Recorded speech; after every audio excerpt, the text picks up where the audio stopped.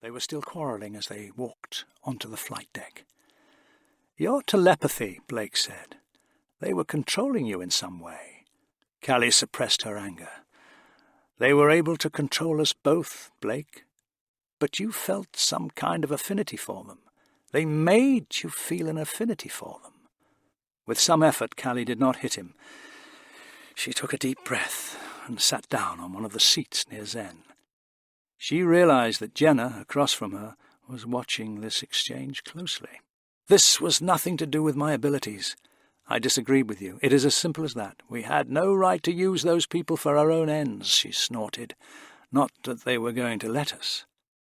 "But everything that was down there," said Blake. "We could have used it." "It wasn't ours to use," Callie said. "I agree with Callie," Gan said. "I agree with Gan," said Villa. "And I don't care either way," said Avon, "except that we've been stationary for far too long and need to get moving." "And now I agree with Avon," said Villa. "I must be coming down with something." They left orbit and moved on. At length most of the crew went off to rest, leaving only Jenna and Callie on the flight deck. "So things didn't work out quite as Blake planned," Jenna said. "No. He doesn't like that, or so I've observed."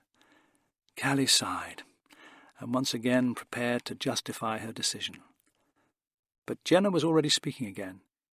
"He had a nerve to say it was down to your telepathy. Might as well call you a slave to your emotions, and have done." She looked straight at Callie. This was what you got with Jenna, Callie realized. Straight dealing, no dramatics. "You know, don't you," Jenna said, "that I didn't want you on board." Callie closed her eyes. "Yes, I know. I wasn't sure we could trust you." "Yes, I know that too. You didn't exactly do yourself any favours smashing up the ship." "In my defence," said Callie politely, "I had been possessed." Jenna gave her a wry look. "That doesn't make me feel much better, you know." "So were you, and by Zen too, if what the others tell me is correct." Jenna laughed.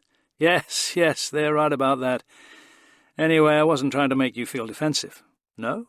"No. I wanted to say sorry about what happened on Centauro."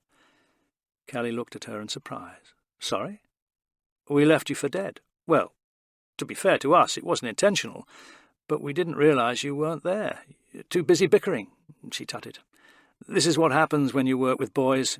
Easily excited. You might almost say they're slaves to their emotions." Callie burst out laughing. "Anyway," Jenna said, "what I wanted to say was, I'm glad you're here. It makes a difference. It makes a difference to me." Later in her cabin, Callie let the light settle at a deep blue. She lay back, her mind wandering, danced lightly over her new colleagues. She sensed Blake still angry and frustrated, but his mind already moving on to the next idea. She sensed Jenna, calm and controlled at the helm of the ship. Gan was solid. Villa was restless. Avon was, well, closed. That was going to take some unlocking, she thought, and it seemed she was likely to have the time. This was where the fight was happening. Callie closed her eyes and relaxed. So this was where she was now. She had better make the best of it. "Hello, Zen," she said, and for a fleeting second she was sure someone else acknowledged her in return.